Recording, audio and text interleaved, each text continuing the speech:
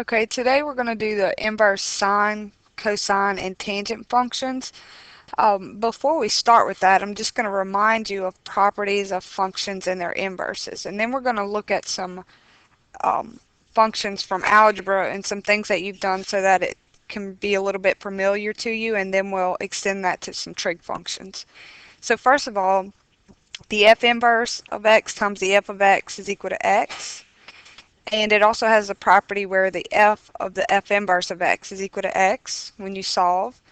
Number 2 is a big one that we use a lot. The domain of f is equal to the range of f inverse, and vice versa. The range of f is equal to the domain of f inverse. This is going to be the one that's going to be a lot more clear to see when I show you a function in just a minute. Also, number 3, the graph of f and the graph of f inverse are symmetric, meaning if we folded it on a line y equals x, these two would match up. So symmetric with respect to y equals x. And the last thing is, if a function y equals f of x has an inverse function, then the equation of the inverse function is x equals f of y. And we'll talk about how to do this in a little bit. And the solution is y equals to the f inverse of x. So this is just some recall, some properties, and I'll spend a little bit of time, like I said, doing an algebra example, and then we'll extend that to our trig functions. So we're going to do that next. Okay, if I'm given the function f of x is equal to negative 2x minus 1, that's the same thing as y equals negative 2x minus 1, right? We know f of x is the same thing as y equals. So if this is familiar to us, let's just make an xy table real quick and pick some values, just so we have some x values and y values to look at. Let's do something easy, negative 1, 0, and 1. Okay, when x is negative 1, if I put a negative 1 here, what will we get? Negative 2 times negative 1, which is a positive 2, minus 1. So 2 minus 1 is just 1. Let's plug in 0 for x. If I let x be 0, what's negative 2 times 0? 0 minus 1 is negative 1. Good. And let's do it one more time with 1. So negative 2 times 1 is a negative 2, minus 1 is a negative 3. Okay, so if this is our function, this is our, we're going to remind ourselves that this is our f of x function, and this is the x values are our domain values, and the y values are the range values, right? Okay, just some basic algebra stuff. Now what we're going to do, we want to know the inverse of this function. Now, if it's been a while since you've done this, there's some steps for finding the inverse, but the first thing you do is you start with your function. So let's just say, find the inverse of, start with your function. I'm just going to start with the y equals. So y equals negative 2x minus 1. So find the inverse of that. All right, the first step in finding the inverse is interchange x and y. So where there's a y, put x, and where there's an x, put y.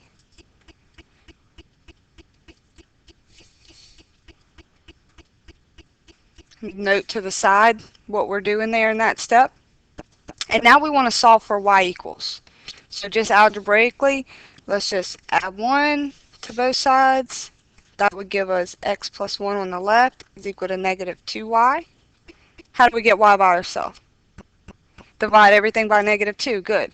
So whatever you do to one side, do to the other. So then this is a 1 here. So this is negative 1/2. Whenever I break this apart, that's negative 1/2 x. And then what's this become? Minus 1/2, right? Positive divided by negative is a negative is equal to y. Now the last step on this is to change y and put in f inverse. So this is just going to be f inverse negative 1/2 x minus 1/2.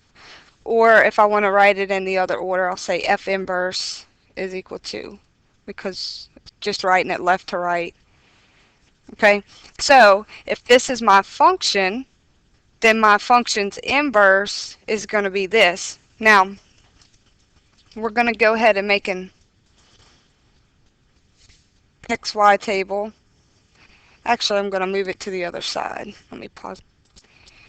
Alright, so I'll move this XY table just right next to it so we'll be able to compare, but this is our XY table. Now we can choose any values we want for X, but I specifically chose these values because of this property right here, number 2. The domain of F is equal to the range of F inverse and vice versa. So I want this to be very profound. So let's just plug in this value for X into our inverse and find out what the Y value is. Okay, if I put a 1 here, negative 1/2 times 1 is negative 1/2 minus a half. What's a negative half and a negative half? Just negative 1, right? Okay, now let's put in a negative 1 this time. What's a negative 1 times a negative 1/2? Positive 1/2 minus a half, which would give us 0. Okay, and then if you plug in a 3 here, negative 3, a negative times a negative is a positive 3/2, which is like 1.5, minus a half would just give us what? Positive 1. Now, what I want you to see here and really focus on, let me see if I can get a highlighter, is what about the domain of F is equal to the range of F inverse? They just swapped, right? We see that. That's clear for us to see. That right there is a statement that the domain of F is equal to the range of F inverse. And then we also see the vice versa. The range of F is equal to the domain of F inverse. So let's see that.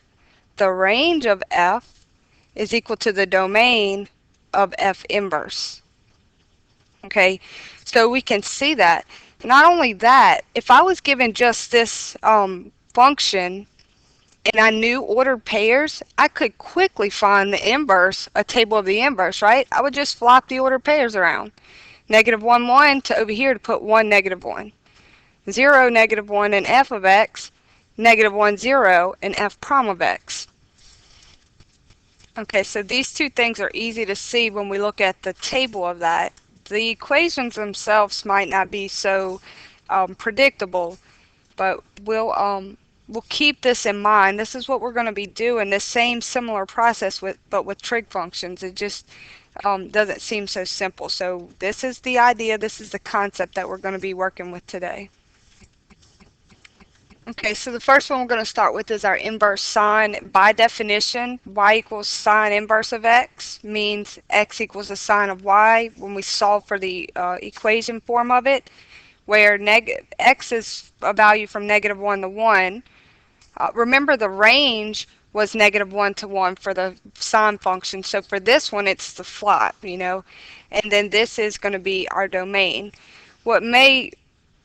Here's my sine function. Okay, if I picked one particular ordered pair in our sine function would be when the x value is pi halves, the y value is 1. So we can see in this case it's 1 comma pi halves. Now we're going to look at our values for this is going to be from negative pi halves to pi. Now on a unit circle, where is that? Let me pull up a unit circle.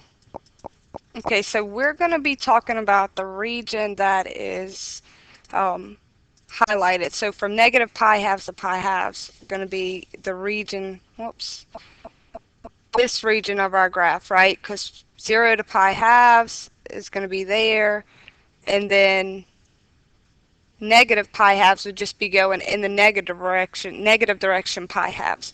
So when we're looking at the inverse sine questions, our focus is going to be, our answer is going to be in that highlighted region because it's defined right here by negative pi halves to pi halves. So keep that in mind as we work some of these examples.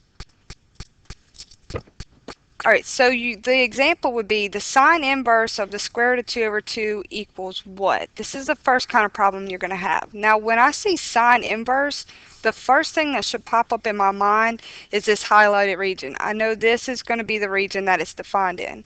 So basically, I'm looking for what angle would I have to take the sine of to get square root of 2 over 2? Over here, what angle would you take the sine of to get the answer square root of 2 over 2? Okay, where's the y value square root of 2 over 2? Pi over 4. So the answer is pi over 4. Good. Okay, our next example is the sine inverse of the negative square root of 3 over 2.